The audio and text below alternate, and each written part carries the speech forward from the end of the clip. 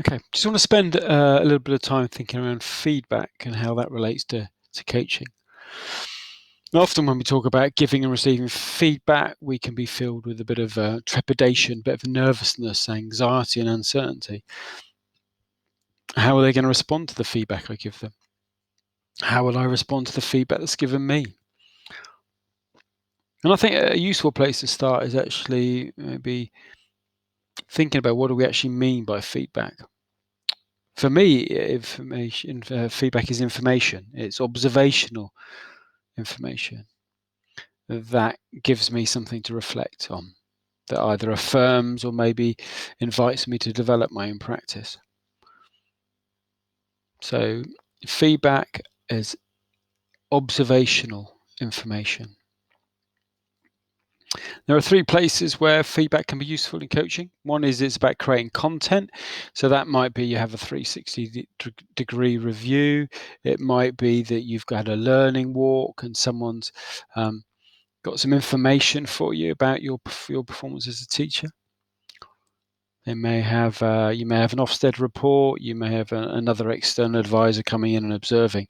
And they write something, and so therefore you have some content from which you can have a conversation with someone. It almost provides the topic or the goal even of the Tigro model. The second one is about providing feedback in the coaching moment for the person you're coaching. And quite often this is about discrepancy. So for example, someone might say, I'm really not worried about that, but they look really worried. Or I'm not angry, but they look really angry. Or actually, I'm quite upset by that, but I'm laughing. So you notice these discrepancies, and your feedback is, or your observation is, I'm observing this. I'm observing you say you're really worried about it, but I'm observing you laughing.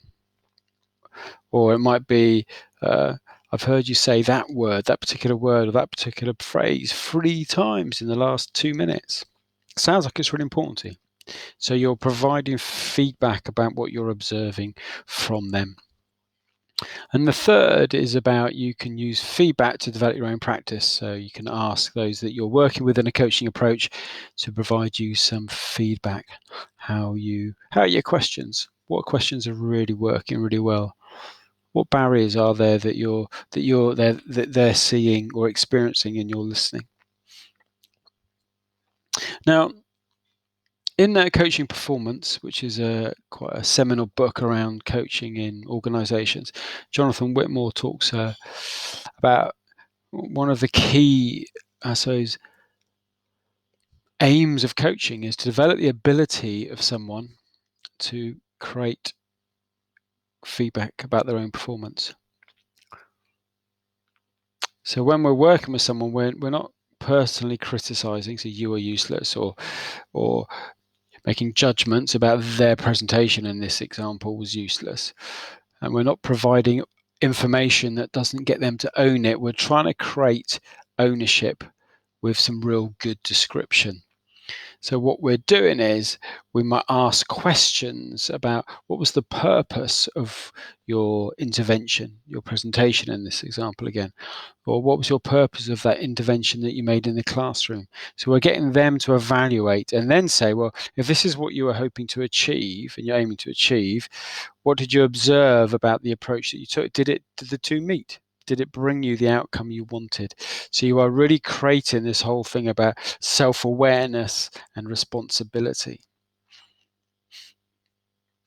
Now, one model in which we use to think about feedback in not just coaching, but lots of areas, is a thing called the Johari's window. And so the axes are around this about unknown and known.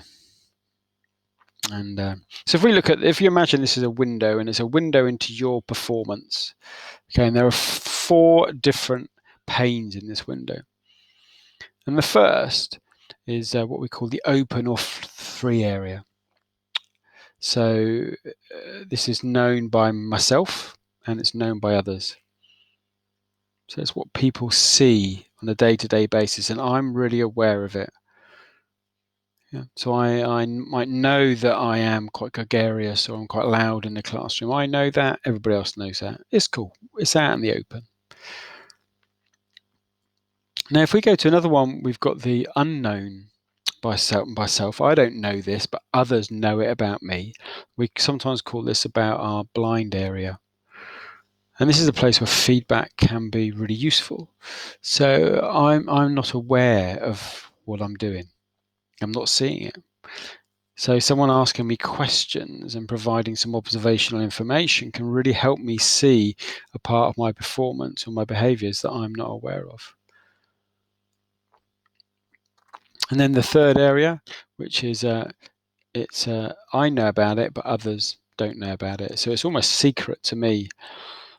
Now again, coaching can really help us, I suppose, explore that hidden area. So we can make more of that known to others, so we can work with it a little bit more. In the purpose of this Gyro's window, we're looking at to try and make this what they call the unknown area. This is the place of self-discovery, shared discovery.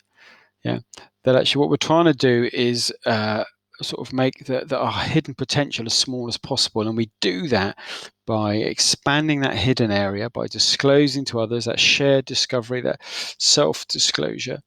Yeah, we expand that pain. We expand the pain of the blind area by inviting feedback or getting great questions that help us give ourselves feedback, so that fourth pain becomes as small as possible. So coaching is primarily working in 3 and 2. Yeah. So feedback. So maybe just try experimenting in your coaching conversations, providing that in the moment feedback. Think about what content you could use to create the conversation, the coaching conversation, and maybe think a little bit about where could you get feedback from about your own coaching practice.